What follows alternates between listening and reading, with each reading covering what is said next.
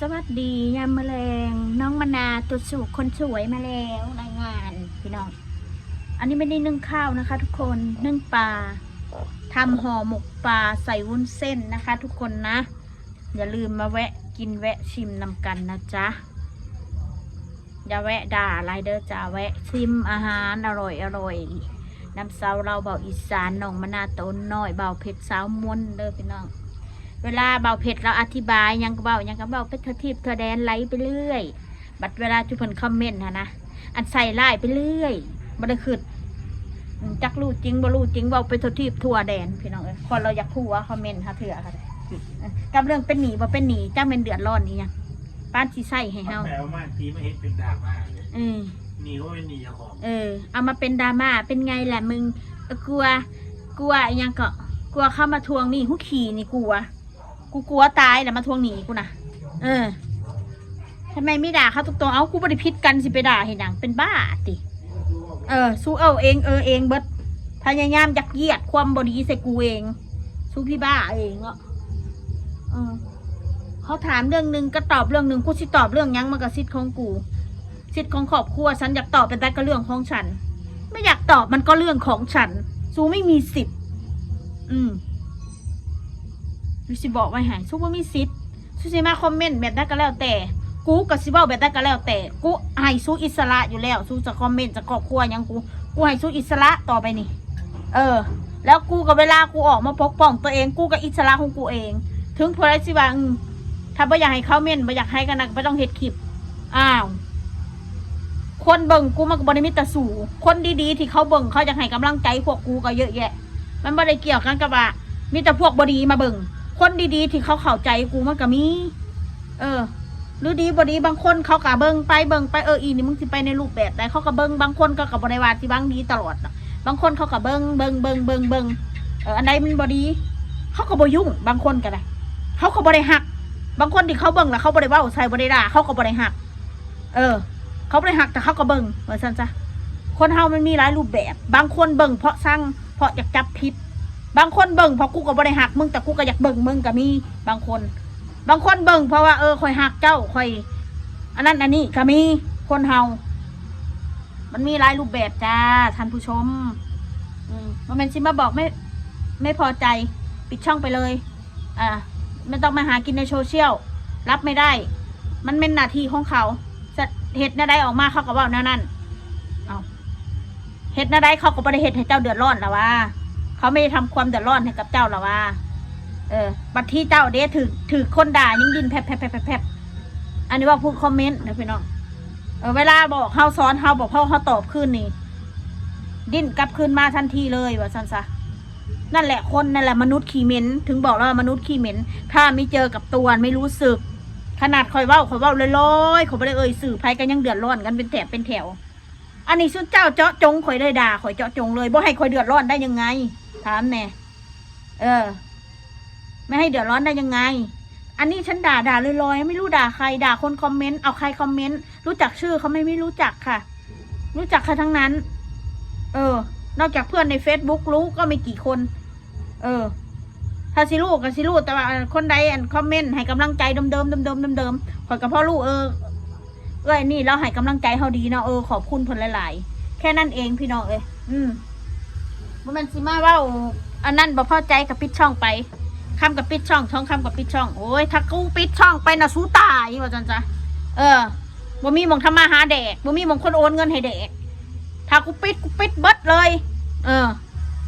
ปิดเบิดทั้ง Facebook ทั้งยังสู้บ่ได้เห็นนอนห้อยตีนกูว่าจันจ้ะสู้บูจักสิทำมานู่นนี่นั่นแล้วบัดนี้เบิดแล้วบัดนี้บ่มีประเด็นแล้วเด้เบิดแล้วเด้จะเอาประเด็นไซส์ถ้ากูหยุดกูยันสู้ตายสู้บ่มีเงินบ่มีคนโอนเงินให้แดกกูเมื่อเนี่ยมีคนโอนเงินให้แดกไอช่องแชนไม่ได้ดอกเงินนะกูฟันธงเลยไม่ได้เงินเอาหน้าตาคนไปอยากหากินไม่ได้เงินได้แค่แชร์ได้แค่พูดในสิ่งที่ไม่ดีจากเขาเองแค่นั้นเองจะบอกไว้ให้เด้อคนเฮานะอย่าเห็นแก่โตเขาด่าโตด่าเขาแฟยอมรับความเป็นจริงคือกันอย่ามาว่าแต่ไม่ยอมรับความเป็นจริงมีแต่แถไปเรื่อยพูดไปเรื่อยบ่าวเพชรแล้วกับ เว้าตามนั่นนะคนด่าลูกเราด่าเมียเราด่าครอบครัวเราเนาะบ่ให้เราขอบบ่ให้เราปกป้องตัวเราเองเสร็จเราปกป้องหมาตัวใดคนอื่นมาด่าเฮาบ่ดีแต่สิไปยอมเขาไปกราบไปตะนั้นเขาโอ้ยฟ้าตีนกูนี่กูก็บ่กราบเด้อกูสิบอกไว้ให้มีแต่กูสิด่าครับกูสิบอกไว้ให้นอกจากคนที่เขาดีกับเฮากราบก็บ่เป็นหยังถ้าคนที่เขาดีกับเฮาบ่จำเป็นต้องเอาเงินให้เฮาก็กราบได้เห็นหน้ายกมือไหว้โลดถ้าคนดีของคนเว้าม่วนนำเฮาเกรงใจเขาเองคนที่เขาเว้าม่วนนำเฮานี่เด้อแม้เขาย่างผ่านเขายังยกมือไหวแล้วสวัสดีค่ะ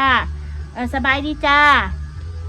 เฮามีความรู้สึกว่าเกรงใจโลดคนที่เขาเว้าดีนำเฮานะแต่คนที่มันสิมาแบบรู้ล้ามาหอนจะกระตามถ้ามันมามันลงมามันมาสีหน้าสีตาเฮามาด่าเฮานี่กูด่าคืนแบบนั้นมึงบ่ให้เกียรติกูก็บ่ให้เกียรติกูมึงสิรวยล้นฟ้าได้กระสร้างถ้ามึงมาด่ากูต่อหน้านะฟันต่อฟันตาต่อตาฟันต่อฟันโลดถ้าเป็นอะไรหัน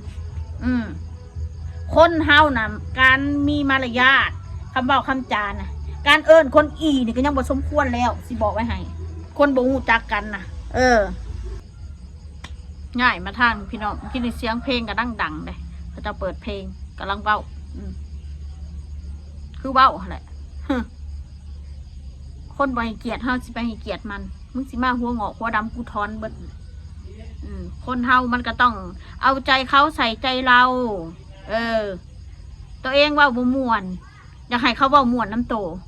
เป็นบ้าบ่กูก็ว่ากูผู้หนึ่งแล้ววะว่าบ่ม่วนนี่บ่ได้เป็นสองรองไผเด้อว่าเพิ่นถ้าว่าบ่ม่วนนี่อย่าเฮ็ดให้กูหายกูบอกบ่สิสนได้ยังกระปิดช่องยังกระปิดช่องมึงเอายังมารองรับชีวิตกูปิดช่องเรื่องนี้เรื่องซิ้นนี่ปุ้ยพากันยากเป็นแถบเป็นแถวเดือดร้อนไปเบิดทุกสิ่งทุกแนวเสียงเพลงเด้อพี่น้องเด้อง่ายมาทางนี้เราวันนี้เสียงเพลงขนาดเลยครั้ง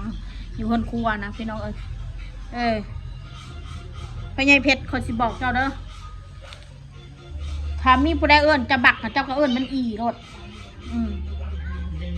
แมนก็บอกเจ้าโลดเจ้าบ่ต้องเอาดอกความรู้ที่เจ้าเรียนมาหรือว่าครูบาอาจารย์อบรมมาค่ะคอยว่าครูบาอาจารย์ก็ลองไปด่าแล้วลองเบิ่งอาจารย์นะแล้วก็สิไปตีนตำปากโลด